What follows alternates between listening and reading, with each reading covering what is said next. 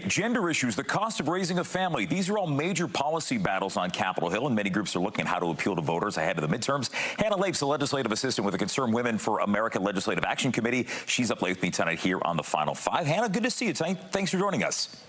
Yes, thank you for having me. One of the things I've noticed, no matter who I talk to, whether they're from the left or the right, I think there are certain issues that unite people. It's just a matter of how you get there.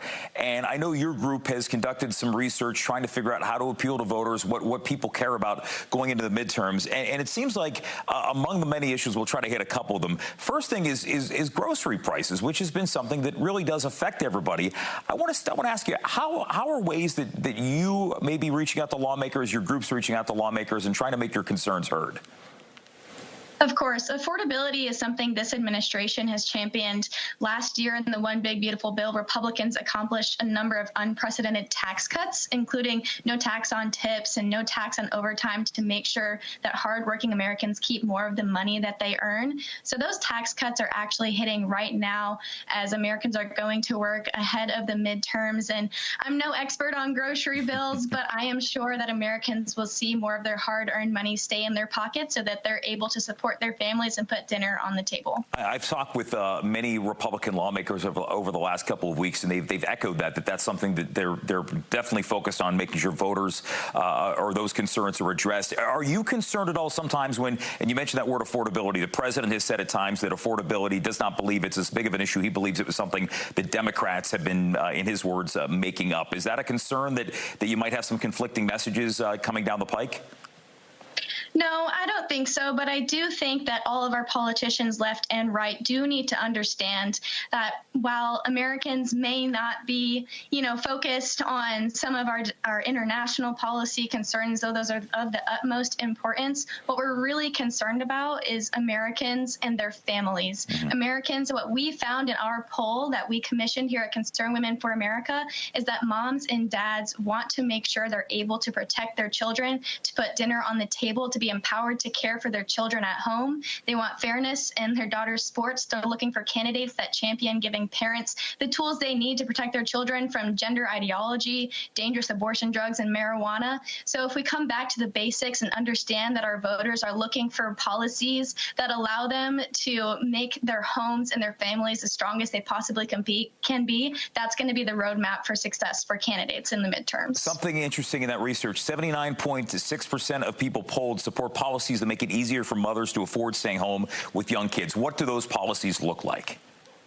Yeah, of course. We expanded the child tax credit last year. That was a fantastic way to make sure that parents have a fair shot at their tax returns every single year if they have 1, 2, 3, 4 children, and encourage family formation. We also saw the adoption tax credit in school choice, making sure that parents are able to not only welcome new children into their homes, but make sure that they can oversee their education in the best way possible. So these are really simple ways that we can encourage families to make sure that they have control of what's going on in their homes and outside of their homes, and make sure that they have the final say over their children. And you alluded to this, but this has been an issue. It's popped up in many states across the country. Many states have passed laws that prohibit biological males from participating in women's sports. It's something the Supreme Court upheld, which was a big victory for the White House in many of these states. I believe West Virginia was one of the plaintiffs there in that law.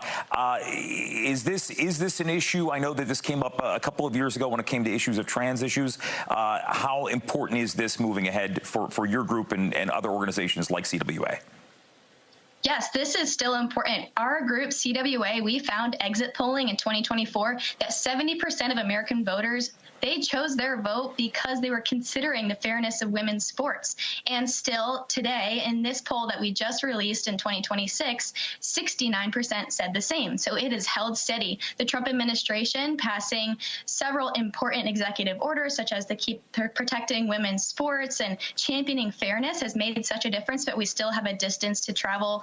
Even seeing some instances of cheating in men and women's sports and seeing the WNBA take this issue head on, abortion. We can really shore this up by demanding that groups like the NCAA finally designate the women's category for women only, having strict sex eligibility, and we can pass Representative Greg Steube's Protecting Women in Olympic and Amateur Sports Act to make sure that everything up to the Olympics is crystal clear that men cannot compete in women's sports. So this is still an issue, and it's something that candidates can win on easily this fall. Hannah, just about out of time here, but I'd be remiss if we didn't talk about the abortion debate, which continues, and I know we certainly can fill a lot more than a minute when it comes to that. But a couple of years ago, people believed that this was going to be the winning issue for Democrats after Roe v. Wade was struck down. There were some successes in the immediate aftermath of that, but once again, once President Trump took office, once the Republicans took majorities, it came into focus how important this is an issue for conservative groups like yourself.